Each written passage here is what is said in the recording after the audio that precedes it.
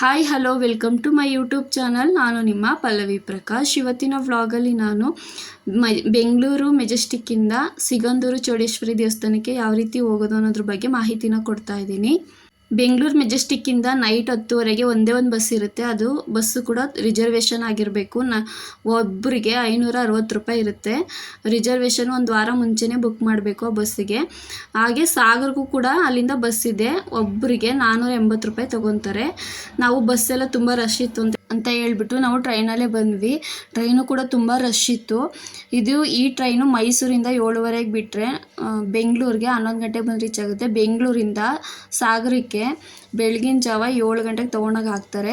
ಹಾಗೆ ನಾವು ಅಲ್ಲಿಂದ ಪ್ರೈವೇಟ್ ವೆಹಿಕಲ್ನ ಇಟ್ಕೊಂಡ್ಬರ್ಬೇಕಾಗುತ್ತೆ. ಯಾಕೆಂದರೆ ಇಲ್ಲಿ ಯಾವುದೇ ಥರ ಗೌರ್ಮೆಂಟ್ ವೆಹಿಕಲ್ ಇರೋದಿಲ್ಲ, ಎಲ್ಲ ಪ್ರೈವೇಟ್ ಬಸ್ಗಳೇ ಇರೋದು. ಅಲ್ಲಿಂದ ಡೈರೆಕ್ಟ್ ಬಸ್ಸು ಕೂಡ ದೇವಸ್ಥಾನಕ್ಕೆ ಹೋಗಲ್ಲ. ಈ ರೀತಿ ಹೊಳೆ ಹತ್ರ ತಂದು ಹಾಕ್ತಾರೆ. ಇಲ್ಲಿಂದ ನಾವು ಬೋಟ್ ಮೂಲಕ ಹೋಗಬೇಕು. ಇಲ್ಲಿ ನಾವು ಏನೇ ಓನ್ ವೆಹಿಕಲ್ ತಂದಿದ್ರು ಕೂಡ ಈ ಬೋಟಲ್ಲಿ ಹಾಕ್ಕೊಂಡು ಕರ್ಕೊಂಡು ಹೋಗ್ತಾರೆ ನಮ್ಮನ್ನು ಕೂಡ. ಇಲ್ಲಿ ಒಬ್ಬೊಬ್ಬರಿಗೆ 10 ರೂಪಾಯಿ ತೊಗೊತಾರೆ. ನಮಗೆ ಈ ಬೋಟಲ್ಲಿ ಹೋಗ್ಬೇಕಾದ್ರೆ ತುಂಬಾ ಭಯ ಆಗಿತ್ತು. ಆದರೆ ಹೋಗ್ತಾ ಹೋಗ್ತಾ ಏನೂ ಅನ್ನಿಸ್ಲಿಲ್ಲ, ಪರವಾಗಿಲ್ಲ ಅಂತ ನಮಗೂ ಕೂಡ ಒಂಥರ ಖುಷಿ ಆಯಿತು, ಒಂದು ಎಕ್ಸ್ಪೀರಿಯೆನ್ಸು. ಇದು ಕಾಡು, ಸುತ್ತ ಕಾಡು ನೋಡಿ ಫ್ರೆಂಡ್ಸ್, ಸುತ್ತ ಕಾಡು, ನೀರಲ್ಲಿ ನಾವು ಹೋಗೋದಂದರೆ ಒಂಥರ ಭಯನೇ ಅಲ್ವಾ, ಆದರೂ ಕೂಡ ಒಂಥರ ಖುಷಿನೇ ಆಯಿತು. ಈ ಬ್ರಿಡ್ಜು ಲಾಸ್ಟ್ ಎಂಡ್ ಕಾಣಿಸ್ತಾ ಇದೆಯಲ್ಲ, ಅಲ್ಲಿವರೆಗೂ ಕೂಡ ಹೋಗಬೇಕು. ಆ ದಡದಿಂದ ಈ ದಡಕ್ಕೆ ಬರ್ತೀನಿ ಅಂದರೆ 2 ಕಿಲೋಮೀಟ್ರ್ ಅಂತೂ ಖಂಡಿತ ಹಾಗೇ ಆಗುತ್ತೆ. ನಮಗೆ ನೋಡಿದಾಗ ಅನಿಸ್ಬೋದು ಇಷ್ಟು ದೂರ ಇದೆ ಹೋಗ್ಬೋದು ಅಂತ, ಬಟ್ ನಿಜವಾಗ್ಲೂ 2 ಕಿಲೋಮೀಟ್ರ್ ಹಾಗೇ ಆಗುತ್ತೆ. ಬ್ರಿಡ್ಜೆಲ್ಲ ರೆಡಿ ಆದಮೇಲೆ ಡೈರೆಕ್ಟ್ ಬಸ್ಗಳೇ ಹೋಗುತ್ತೆ ಆ ದೇವಸ್ಥಾನದ ಹತ್ರ. ನಾವು ಈ ದಡದ ಹತ್ರ ಬಂದ ಮೇಲೆ ಇಲ್ಲಿಂದ 6 ಕಿಲೋಮೀಟ್ರ್ ದೇವಸ್ಥಾನ ಇದೆ, ಅಲ್ಲೂ ಕೂಡ ಪ್ರೈವೇಟ್ ವೆಹಿಕಲಲ್ಲೇ ಹೋಗಬೇಕು. ನೀವೇನಾದ್ರು ಟ್ರೈನಲ್ಲಿ ಬರ್ತೀನಿ ಅಂತಂದರೆ ಒಂದು ವಾರ ಮುಂಚೆನೇ ಬುಕ್ಕಿಂಗ್ ಮಾಡ್ಕೊಳ್ಳಿ, ಅದು ಕೂಡ ತುಂಬ ರಿಸರ್ವೇಷನು. ನಾವು ಫೈನಲಾಗಿ ದೇವಸ್ಥಾನಕ್ಕೆ ಬಂದ್ವಿ. ಇಲ್ಲಂತೂ ಜಾಸ್ತಿ ಜನ ರಶ್ ಇರಲಿಲ್ಲ, ಆರಾಮಾಗಿ ದೇವ್ರ ದರ್ಶನ ಮಾಡಿದ್ವಿ, ತುಂಬ ಚೆನ್ನಾಗಿತ್ತು. ಬೇರೆ ಕಡೆ ದೇವಸ್ಥಾನಕ್ಕೆ ಹೋದಾಗೆಲ್ಲ ದುಡ್ಡು ತುಂಬ ಖರ್ಚಾಗುತ್ತೆ ಅಂತ ಹೇಳ್ಕೊತೀವಿ, ಬಟ್ ಇಲ್ಲಂತೂ ಯಾವುದೇ ಥರ ಪೂಜೆನೂ ಮಾಡೋದಿಲ್ಲ, ಏನಿಲ್ಲ, ದೇವ್ರ ದರ್ಶನ ಮಾಡೋದಷ್ಟೇ. ಹೆಚ್ಚು ಅಂದರೆ ಅಮ್ಮಮ್ಮ ಅಂದರೆ ಒಂದು ಹೂ ತೊಗೊಂಡೋಗಿ ಆ ಮಂಡಲದ ಹತ್ರ ಹಾಕ್ಬೋದು ಅಷ್ಟೇ ವಿನಃ ಇನ್ನೇನು ಖರ್ಚಿರೋದಿಲ್ಲ ಈ ದೇವಸ್ಥಾನದಲ್ಲಿ. ಹಾಗೆ ಊಟನೂ ಸಹ ಕೊಡ್ತಾರೆ. ನಾವು ಊಟನೂ ಕೂಡ ಮಾಡಿದ್ವಿ ಮಧ್ಯಾಹ್ನ. ಇಲ್ಲಿ ದೇವ್ರದ್ದು ಸೀರೆಗಳನ್ನ ಮಾರ್ತಾರೆ, ನೀವು ದುಡ್ಡನ್ನ ತೊಗೊಂಡೋಗಿ ಫ್ರೆಂಡ್ಸ್. ಯಾಕೆಂದರೆ 100 ರೂಪಾಯಿ ಅಷ್ಟೇ ಒಂದೊಂದು ಸೀರೆ. ನಾನು ಕೂಡ 2 ಸೀರೆ ತೊಗೊಂಡೆ, ಚೆನ್ನಾಗಿರೋದು 300 ರೂಪಾಯಿ ಅಷ್ಟೇ. ನನಗಂತೂ ತುಂಬಾ ಇಷ್ಟ ಆಯಿತು. ನಾವು ದೇವ್ರ ದರ್ಶನ ಎಲ್ಲ ಮುಗಿಸಿ ಊಟ ಮುಗಿಸ್ಕೊಂಡು ಇಲ್ಲಿಂದ ಕೊಲ್ಲೂರು ಮೂಕಾಂಬಿಕೆ 30 ಕಿಲೋಮೀಟ್ರ್ ಅಷ್ಟೇ ಇರೋದು. ಇಲ್ಲೂ ಕೂಡ ಪ್ರೈವೇಟ್ ವೆಹಿಕಲಿಂದನೇ ಹೋಗಬೇಕು. ನಾವು ದೇವಸ್ಥಾನಕ್ಕೆ ಹೋಗೋಣ ಅಂತ ಹೇಳ್ಬಿಟ್ಟು ಹೋಗ್ತಾ ಇದ್ದೀವಿ. ನಮ್ಮ ಐಡಿಯಾ ಇದ್ದಿದ್ದು ಜೋಗ ಫಾಲ್ಸ್ ನೋಡೋಣ ಅಂತ.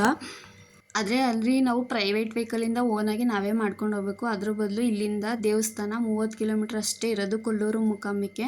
ಹಾಗೆ ಬಸ್ ಫೆಸಿಲಿಟಿನೂ ಇದೆ, ಆದರೆ ಬಟ್ ಪ್ರೈವೇಟ್ ಬಸ್ ಫೆಸಿಲಿಟಿನೇ ಇರೋದು ಈ ಕಡೆ ಸೈಡೆಲ್ಲ. ನಾವು ನೈಟ್ ಬಂದು ಇಲ್ಲಿ ಸ್ಟೇ ಆಗಿ ದೇವಸ್ಥಾನಕ್ಕೆ ಹೋದ್ವಿ, ಫ್ರೆಶ್ ಅಪ್ ಆಗಿಬಿಟ್ಟು.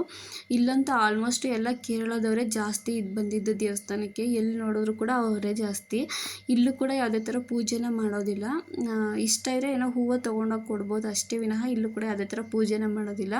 ತುಂಬ ಅಂದರೆ ತುಂಬ ರಶ್ ಇತ್ತು ಈ ದೇವಸ್ಥಾನವೂ ಕೂಡ. ಈ ರೀತಿ ತೂಗು ದೀಪ ಅಂತ ಹೇಳ್ಬಿಟ್ಟು ಎಲ್ಲ ಕಂಬದಲ್ಲಿ ಹಚ್ಚಿರ್ತಾರೆ ದೀಪನ. ನಾವು ದೇವ್ರ ದರ್ಶನ ಎಲ್ಲ ಮಾಡ್ಕೊಂಡ್ವಿ, ಚೆನ್ನಾಗಿತ್ತು. ದೇವಸ್ಥಾನ ಕೂಡ ತುಂಬ ಅಂದರೆ ತುಂಬ ಚೆನ್ನಾಗಿ ನೀಟಾಗಿ ಮೇಂಟೈನ್ ಮಾಡಿದರು. ಇಲ್ಲೂ ಕೂಡ ಸೀರೆಗಳನ್ನ ಮಾರ್ತಾರೆ, ನೀವು ತೊಗೋಬೋದು. ನಾವು ನೈಟ್ ಊಟ ಮಾಡಿಕೊಂಡು ಬೆಳಗಿನ ಜಾವ ಟಿಫನ್ ಮಾಡಿಕೊಂಡು ಹೋಟೆಲಲ್ಲಿ, ಬೆಳಗ್ಗೆ ಟೈಮ್ ಊಟ ಕೊಡೋದಿಲ್ಲ ಅಲ್ಲಿ, ಮಧ್ಯಾಹ್ನ ಮತ್ತು ನೈಟ್ ಅಷ್ಟೇ ಊಟ ಕೊಡೋದು. ಹೋಟೆಲಲ್ಲಿ ಟಿಫನ್ ಮಾಡಿಕೊಂಡು ಇಲ್ಲಿಂದ ಮುರುಡೇಶ್ವರ, ಕೊಲ್ಲೂರಿಂದ ಮುರುಡೇಶ್ವರ ಜಸ್ಟ್ 65 ಕಿಲೋಮೀಟ್ರ್ ಅಷ್ಟೇ ಇದೆ. ಅದಕ್ಕೆ ನಾವು ಇಲ್ಲೇ ನೋಡ್ಕೊಂಡು ಹೋಗೋಣ ಅಂತ ಹೇಳ್ಬಿಟ್ಟು ಮುರುಡೇಶ್ವರಕ್ಕೆ ಬಂದ್ವಿ.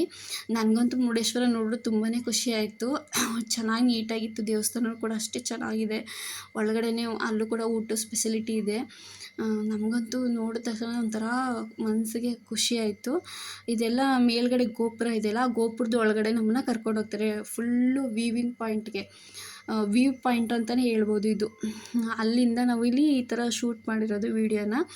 ಇದಂತೂ ಒಂಥರ ಡ್ರೋನ್ ರೀತಿ ಮಾಡ್ದಂಗೆ ಕಾಣಿಸುತ್ತೆ, ಅಷ್ಟು ಚೆನ್ನಾಗಿರುತ್ತೆ. ಅಲ್ಲಿ ಒಳಗಡೆ 20 ರೂಪಾಯಿ ತೊಗೊತಾರೆ ಲಿಫ್ಟಲ್ಲಿ ಬರೋದಕ್ಕೆ ಮೇಲ್ಗಡೆ ಗೋಪುರದ ಹತ್ರ.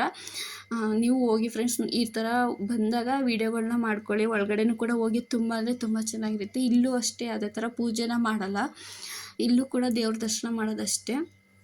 ನಾವು ದೇವ್ರ ದರ್ಶನ ಮಾಡಿ ಊಟ ಮಾಡಿಕೊಂಡು ಮತ್ತು ಇಲ್ಲಿ ಈ ಕಡೆ ಬೀಚಲ್ಲಿ ಆಟ ಆಡೋದಕ್ಕೆ ಬಿಡ್ತಾರೆ, ಆ ಕಡೆ ಬೀಚಲ್ಲಿ ಆಟ ಆಡೋಕ್ಕೆ ಬಿಡೋದಿಲ್ಲ. ನೀವು ಕೂಡ ವಿಸಿಟ್ ಮಾಡ್ಬೋದು ಫ್ರೆಂಡ್ಸ್. ಒಂದು ದೇವಸ್ಥಾನ ನೋಡೋಕೆ ಬಂದರೆ ಅಲ್ಲೇ ಪಕ್ಕದಲ್ಲೇ ಇರುತ್ತೆ ಎಲ್ಲ ದೇವಸ್ಥಾನಗಳು ಕೂಡ ವಿಸಿಟ್ ಮಾಡ್ಬೋದು. ಇದು ಬಂದು ಶಿವಂದು ದೊಡ್ಡ ಸ್ಟ್ಯಾಚು ಕಾಣಿಸುತ್ತಲ್ಲ ಅದ್ರ ಕೆಳಗಡೆ ಇರ್ತಕ್ಕಂಥ ಒಂದು ಪ್ಲೇಸ್ ಇದು. ಒಳಗಡೆ ಪಾತಾಳ ಲೋಕ ಅಂತ ಹೇಳ್ಬಿಟ್ಟು ಇಲ್ಲಿಗೂ ಕೂಡ ಒಬ್ಬೊಬ್ಬರಿಗೆ 20 ರೂಪಾಯಿನ ಟಿಕೆಟ್ ತಗೋತಾರೆ. ನಾವು ಟಿಕೆಟ್ನ ತೊಗೊಂಡು ಈ ರೀತಿ ಒಳಗಡೆ ಬಂದ್ವಿ ನೋಡೋದಕ್ಕೆ. ಈ ಥರ ಎಲ್ಲ ದೇವ್ರಗಳದ್ದು ಒಂದು ಸ್ಟ್ಯಾಚುನ ಮಾಡಿರ್ತಾರೆ. ಇದು ಕೂಡ ತುಂಬಾ ಚೆನ್ನಾಗಿತ್ತು. ಹಾಗೆ ಇಲ್ಲಿಂದ ಉಡುಪಿ, ಧರ್ಮಸ್ಥಳ ಎಲ್ಲ ಕೂಡ ಹತ್ರನೇ ಇದೆ. ತುಂಬ ಒಂದು ದೇವಸ್ಥಾನಕ್ಕೆ ಬಂದರೆ ಈ ರೀತಿ ಎಲ್ಲ ದೇವಸ್ಥಾನಗಳು ಕೂಡ ನೋಡ್ಕೊಂಡು ಹೋಗ್ಬೋದು. ನಿಮ್ಗೇನಾದ್ರು ರಜೆ ಇದ್ದರೆ ಒಂದು 3-4 ದಿನ ಇದ್ದರೆ ಆರಾಮ್ಸೆ ಒಂದು 7-8 ದೇವಸ್ಥಾನನ ನೋಡ್ಬೋದು. ಅಷ್ಟು ಚೆನ್ನಾಗಿದೆ ಈ ಕಡೆ ಪ್ಲೇಸು. ನಮಗಂತೂ ತುಂಬಾ ಇಷ್ಟ ಆಯಿತು. ನಾವು ಕೂಡ ಯಾವಾಗಲೂ ಬಂದಿರಲಿಲ್ಲ. ನಮಗೂ ಒಂದು ನೋಡಿದೊಂದು ಚೆನ್ನಾಗಿತ್ತು. ಒಂದು ದೇವಸ್ಥಾನಕ್ಕೆ ಅಂತ ಬಂದ್ವಿ, 3 ದೇವಸ್ಥಾನನ ನೋಡಿದ್ವಿ. ನನಗಂತೂ ತುಂಬಾ ಖುಷಿ ಆಯಿತು.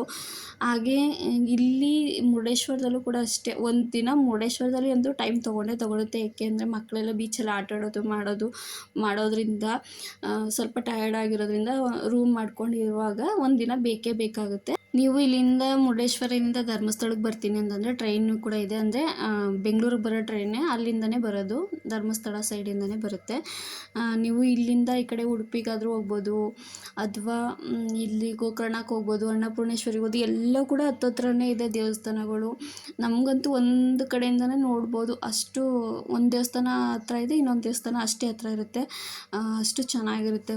ಇಲ್ಲೆಲ್ಲ ಚೆನ್ನಾಗಿತ್ತು. ನಾವು ಕೂಡ ಫೈನಲಾಗಿ ದೇವಸ್ಥಾನ ಎಲ್ಲ ನೋಡಿಕೊಂಡು ಬೀಚ್ ಹತ್ರ ಬಂದ್ವಿ. ನನ್ನ ಮಗಳು ನಮ್ಮ ಯಜಮಾನ್ರೆಲ್ಲ ಅಲ್ಲೋಗಿ ಆಟಾಡ್ತಾಯಿದ್ರು ನೀರಲ್ಲಿ. ನನಗಂತೂ ಭಯ ಆಗ್ಬಿಟ್ಟು ಸುಮ್ಮನೆ ಹಾಗೆ ಈ ಕಡೆನೇ ಇದ್ದೆ. ಆದಷ್ಟು ಸಾಯಂಕಾಲ ಟೈಮ್ ಹೋಗಬೇಡಿ ಫ್ರೆಂಡ್ಸ್, ಯಾಕೆಂದರೆ ಸಾಯಂಕಾಲ ಆಗ್ತಿದ್ದಂಗೆ ಗಾಳಿ ಜಾಸ್ತಿ ಆಗುತ್ತೆ. ಅದರಿಂದ ಅಲೆಗಳು ತುಂಬ ಜಾಸ್ತಿ ಬರುತ್ತೆ. ಆವಾಗಂತೂ ನೀರೊಳಗಡೆ ಇಳಿದ್ರೆ ಅದೇ ನೀರೇ ಎತ್ಕೊಂಡು ಹೋಗೋಷ್ಟು ಸ್ಪೀಡಲ್ಲಿ ಬರುತ್ತೆ, ಅಷ್ಟು ನೀರು ಬರುತ್ತೆ. ನಾವು ಮಧ್ಯಾಹ್ನ ಹೋಗುವಾಗ ಸ್ವಲ್ಪನೇ ಇದ್ದಿದ್ದು ನೀರು. ಬರ್ತಾ ತುಂಬಾ ದಡದ ಹತ್ರನೇ ಬರ್ತಾಯಿತ್ತು ನೀರು, ಅಷ್ಟು ನೀರು ಬರ್ತಾಯಿತ್ತು ಸಾಯಂಕಾಲ ಆದಮೇಲೆ. ನಮ್ಮ ಮನೆಯವರಂತೂ 1:30ಗೆ ಹೋಗಿದ್ದು, 5 ಗಂಟೆ ಆದರೂ ಬರ್ತಾನೆ ಇರಲಿಲ್ಲ. ಹಾಗೆ ನಾವು ಕೂಡ ಸ್ವಲ್ಪ ಬೀಚಲ್ಲೆಲ್ಲ ಆಟ ಆಡಿಕೊಂಡು ಫೋಟೋ ಕೂಡ ಅಲ್ಲೇ ತೆಗೆಸ್ಕೊಂಡು ಬಂದ್ವಿ. ತುಂಬ ಅಂದರೆ ತುಂಬಾ ಚೆನ್ನಾಗಿದೆ. ನೈಟ್ 7:30 ಟ್ರೈನ್ ಇದೆ ಬೆಂಗಳೂರಿಗೆ ಡೈರೆಕ್ಟು. ನೈಟ್ 7:30ಗೆ ಹತ್ತಿದ್ರೆ ಬೆಳಗಿನ ಜಾವ 7 ಗಂಟೆಗೆ ತಂದು ಇಲ್ಲಿ ಹಾಕ್ತಾರೆ ಮೆಜೆಸ್ಟಿಕ್ಗೆ. ನೀವೇನಾದ್ರು ವಿಸಿಟ್ ಮಾಡಬೇಕು ಅಂದ್ಕೊಂಡಿದ್ರೆ ಫ್ರೆಂಡ್ಸ್ ವಿಸಿಟ್ ಮಾಡ್ಬೋದು.